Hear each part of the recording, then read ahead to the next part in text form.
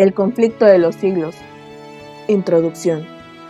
Antes que el pecado entrara en el mundo, Adán gozaba de libre trato con su Creador.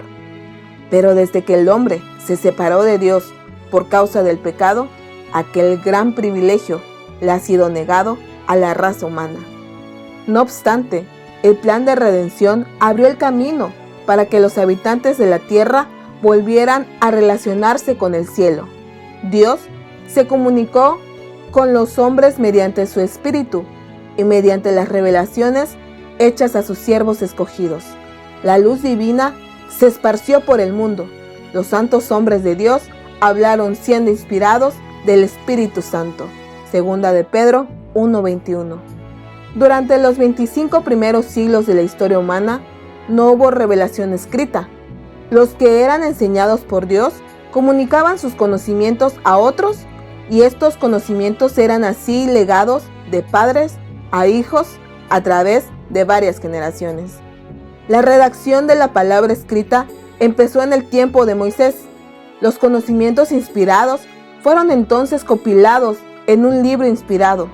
Esa labor continuó durante el largo periodo de 16 siglos, desde Moisés, el historiador de la creación y el legislador, hasta Juan, el narrador de las verdades más sublimes del Evangelio.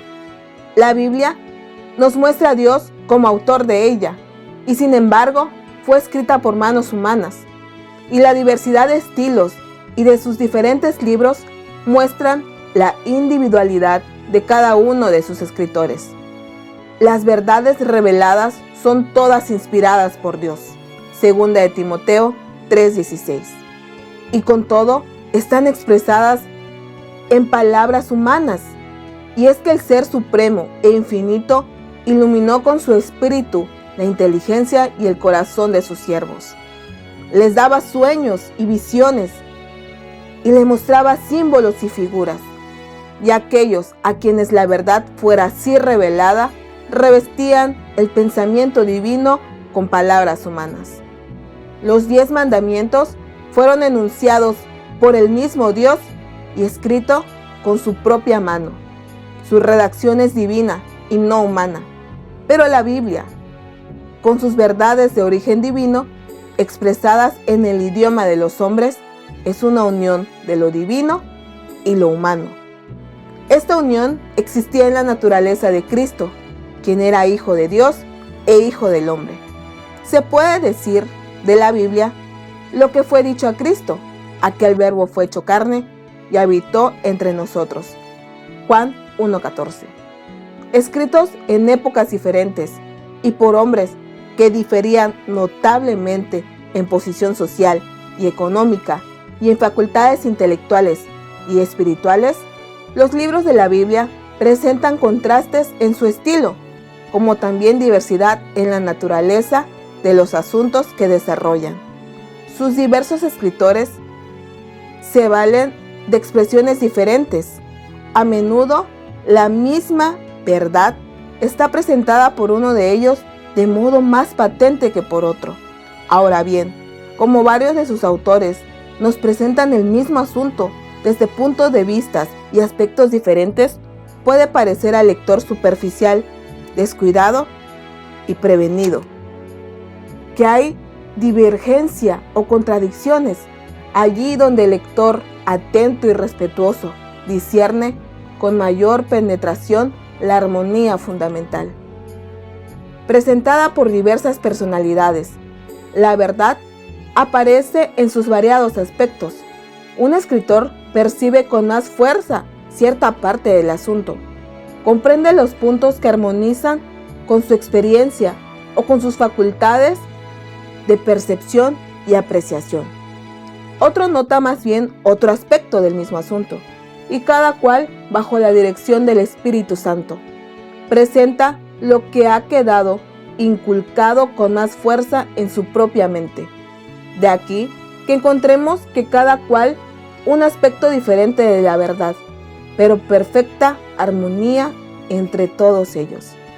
Y las verdades así reveladas se unen en perfecto conjunto, adecuado para satisfacer las necesidades de los hombres en todas las circunstancias de la vida.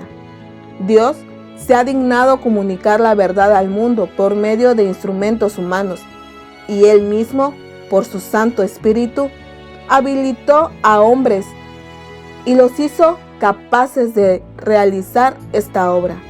Guió la inteligencia de ellos en la elección de lo que debían decir y escribir. El tesoro fue confiado a vasos de barro, pero no por eso deja de ser del cielo. Aunque llevado a todo viento por el vehículo imperfecto del idioma humano, no por eso deja de ser el testimonio de Dios. Y el Hijo de Dios, obediente y creyente, contempla en ello la gloria de un poder divino, lleno de gracia y verdad. En su palabra, Dios comunicó a los hombres el conocimiento necesario para la salvación. Las Santas Escrituras deben ser aceptadas como dotadas de autoridad absoluta y como revelación infalible de su voluntad. Constituyen la regla del carácter, nos revelan doctrinas y son la piedra de toque de la experiencia religiosa. Toda la Escritura es inspirada por Dios y es útil para enseñar, para reprensión, para corrección, para instrucción en justicia, a fin de que el hombre de Dios sea perfecto, estando cumplidamente instruido para toda buena obra. Segunda de Timoteo 3:16-17. Las circunstancias de haber revelado Dios su voluntad a los hombres por su palabra no anuló la necesidad que tienen ellos de la continua presencia y dirección del Espíritu Santo. Por el contrario, el Salvador prometió que el Espíritu facilitaría a sus siervos la inteligencia de la palabra, que iluminaría y daría aplicación a sus enseñanzas. Y como el Espíritu de Dios fue quien inspiró la Biblia, resulta imposible que las enseñanzas del Espíritu estén jamás en pugna con la de la palabra. El Espíritu no fue dado, ni puede jamás ser otorgado para invalidar la Biblia, pues las Escrituras declaran explícitamente que la palabra de Dios es la regla por la cual toda enseñanza, toda manifestación religiosa debe ser probada. El apóstol Juan dice: no creéis a todo espíritu, sino probad los espíritus, si son de Dios, porque muchos falsos profetas han salido por el mundo. Primera de Juan 4:5. E Isaías declara: a la ley y al testimonio. Si no dicen conforme a esto, es porque no les ha amanecido. Isaías 8:20. Muchos cargos se han levantado contra la palabra del Espíritu Santo por los errores de una clase de persona que, pretendiendo ser iluminada por éste, asegura no tener más necesidad de ser guiadas por la palabra de Dios. En realidad, están dominadas por impresiones que consideran como voz de Dios en el alma. Pero el espíritu que las dirige no es el Espíritu de Dios. El principio que induce a abandonarse a impresiones y a descuidar las Santas Escrituras solo pueden conducir a la confusión, al engaño y a la ruina. Solo sirve para fomentar los designios del maligno. Y como el ministerio del Espíritu Santo es de importancia vital para la Iglesia de Cristo, una de las tretas de Satanás consiste precisamente en arrojar oprobio sobre la obra del Espíritu por medio de los errores de los extremistas y fanáticos, y en hacer que el pueblo de Dios descuide esta fuente de fuerza que nuestro Señor nos ha asegurado. Según la palabra de Dios, el Espíritu Santo debía continuar su obra por todo el periodo de la dispensación cristiana, durante las épocas en que las Escrituras, tanto del Antiguo como del Nuevo Testamento, eran entregadas a la circulación. El Espíritu Santo no dejó de comunicar luz a individualidades aisladas, amén de las revelaciones que debían ser incorporadas en el Sagrado Canon. La Biblia misma da cuenta de cómo, por medio del Espíritu Santo, ciertos hombres recibieron advertencias, censuras, consejos e instrucción que no se referían en nada a lo dado en las Escrituras. También habla de profetas que vivieron en diferentes épocas, pero sin hacer mención alguna de sus declaraciones. Asimismo, una vez cerrado el canon de las Escrituras, el Espíritu Santo debía llevar adelante su obra de esclarecimiento, de amonestación y consuelo en bien de los hijos de Dios. Jesús prometió a sus discípulos el Consolador, el Espíritu Santo, al cual el Padre enviará en mi nombre. Él os enseñará todas las cosas y os recordará todas las cosas que os he dicho. Cuando venga aquel Espíritu de verdad, Él os guiará a toda verdad y os hará saber las cosas que han de venir. Juan 14, 26, 16, 13.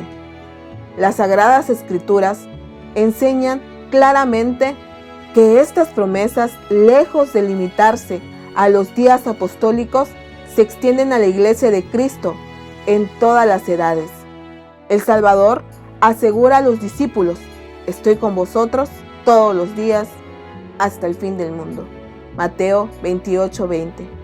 San Pablo declara que los dones y manifestaciones del Espíritu fueron dados a la Iglesia para el perfeccionamiento de los santos, para la obra del ministerio, para la edificación del cuerpo de Cristo, hasta que todos lleguemos a la unidad de la fe y del conocimiento del Hijo de Dios, al estado de hombre perfecto, a la medida de la estatura de la plenitud de Cristo.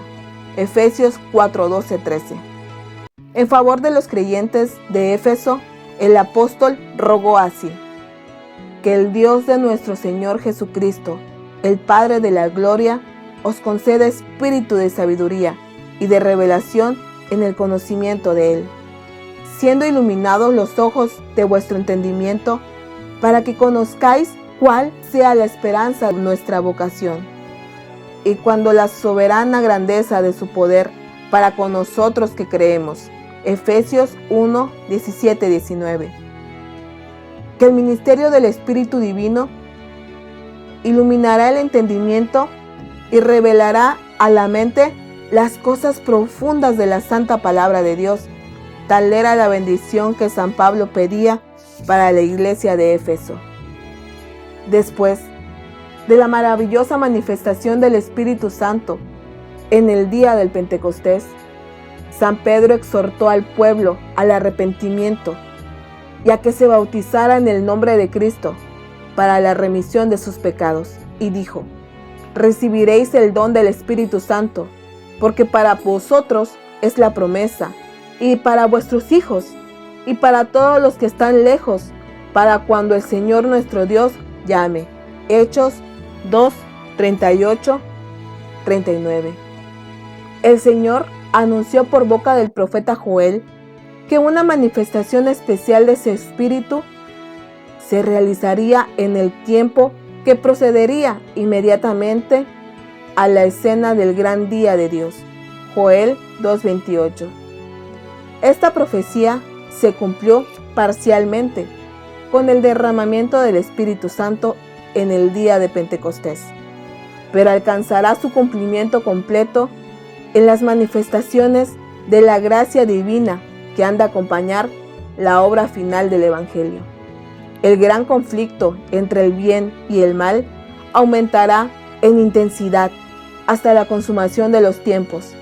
En todas las edades, la ira de Satanás se ha manifestado contra la Iglesia de Cristo, y Dios ha derramado su gracia y su Espíritu sobre su pueblo para robustecerlo contra el poder del maligno. Cuando los apóstoles de Cristo estaban por llevar el Evangelio por el mundo entero y consignarlo por escrito para provecho de todos los siglos venideros, fueron dotados especialmente con la luz del Espíritu, pero a medida que la Iglesia se va acercando a su liberación final, Satanás obrará con mayor poder, descenderá teniendo grande ira, sabiendo que tiene poco tiempo. Apocalipsis 12:12. Obrará con grande potencia, y señales y milagros mentirosos. Segunda de Tesalonicenses 2:9. Por espacio de 6,000 años, esa inteligencia maestra, después de haber sido la más alta entre los ángeles de Dios, no ha servido más que para el engaño y la ruina. Y en el conflicto final, se emplearán contra el pueblo de Dios todos los recursos de la habilidad y sutileza satánica y toda la crueldad desarrollada en esas luchas seculares. Durante este tiempo de peligro, los discípulos de Cristo tienen que dar al mundo la amonestación del segundo advenimiento del Señor, y un pueblo ha de ser preparado, sin mácula y sin reprensión, para comparecer ante él a su venida. Segunda de Pedro 3:14. Entonces el derramamiento especial de la gracia y el poder divino no será menos necesario a la Iglesia que en los días apostólicos. Mediante la iluminación del Espíritu Santo, las escenas de la lucha secular entre el bien y el mal fueron reveladas a quienes escribe estas páginas. En una y otra ocasión se me permitió contemplar las peripecias de la gran lucha secular entre Cristo, príncipe de la vida, autor de nuestra salvación, y Satanás, príncipe del mal, autor del pecado y primer transgresor de la santa ley de Dios. La enemistad de Satanás contra Cristo se ensañó en los discípulos del Salvador. En toda la historia puede echarse de ver el mismo odio a los principios de la ley de Dios, la misma política de engaño mediante la cual se hace aparecer el error como si fuera verdad. Se hace que las leyes humanas sustituyan las leyes de Dios y se induce a los hombres a adorar la criatura antes que el Creador.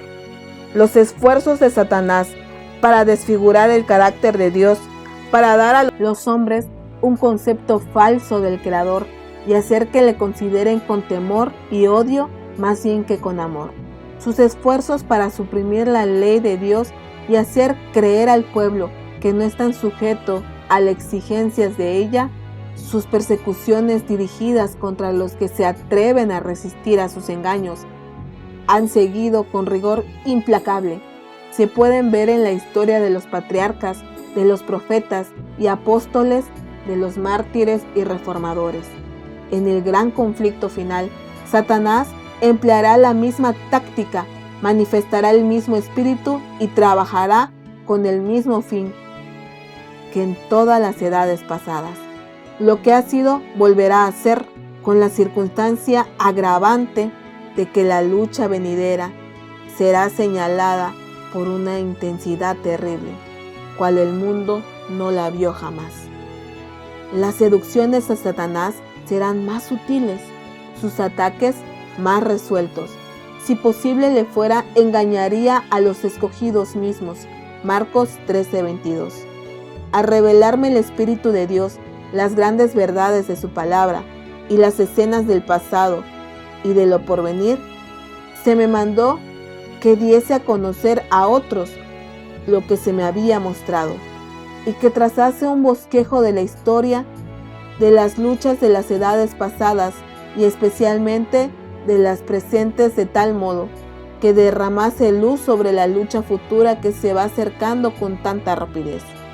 Con este fin, he tratado de escoger y reunir acontecimientos de la historia de la Iglesia en forma que quedara bosquejado el desenvolvimiento de las grandes verdades comprobantes que en diversas épocas han sido dadas al mundo, han excitado la ira de Satanás y la enemistad de la Iglesia amiga del mundo, y han sido sostenidas por el testimonio de aquellos que no amaron sus vidas, exponiéndolas hasta la muerte. En esos anales podemos ver un anticipo del conflicto que nos espera. Consideremos a la luz la palabra de Dios y por la iluminación de su Espíritu podemos ver descubiertas las estratagemas del maligno y los peligros que deberán evitar los que quieran ser hallados sin mácula ante el Señor a su venida. Los grandes acontecimientos que marcaron Los pasos de reforma que se dieron en siglos pasados son hechos históricos harto conocidos y universalmente aceptados, que nadie puede negar.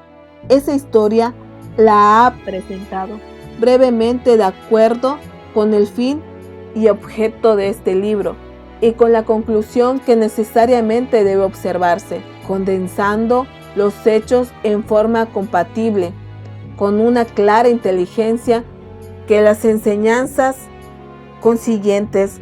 En algunos casos, cuando he encontrado que un historiador había reunido los hechos y presentado en pocas líneas un claro conjunto del asunto o agrupadas los detalles en forma conveniente, he reproducido sus palabras no tanto para citar a esos escritores como autoridades, sino porque sus palabras resumían adecuadamente el asunto, y al referir los casos y puntos de vista de quienes siguen delante con la obra de reforma en nuestros tiempos, me he valido en forma similar a las obras que han publicado.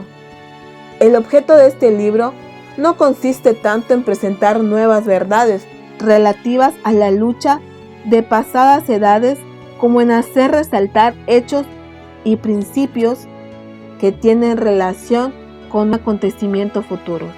Sin embargo, cuando se considera los tales hechos y principios como formando parte de la lucha empeñada entre las potencias de la luz y las tinieblas, todos esos relatos del pasado cobran nuevo significado, y se desprende de ellos una luz que proyecta rayos sobre el porvenir, alumbrando el sendero de los que, como los reformadores de los siglos pasados, serán llamados aún a costa de sacrificar todo bien terrenal a testificar la palabra de Dios y el testimonio de Jesucristo.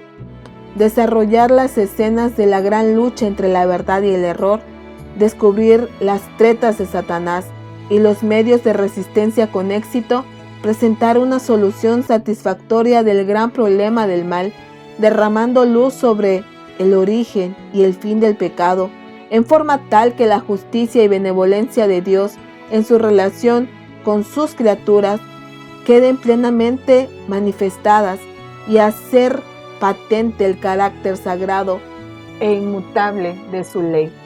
Tal es el objeto de esta obra, que por su influencia muchos se libren del poder de las tinieblas y sean hechos aptos para participar de la suerte de los santos de luz, para la gloria de aquel que nos amó y se dio a sí mismo por nosotros. Tal es la ferviente oración de la autora.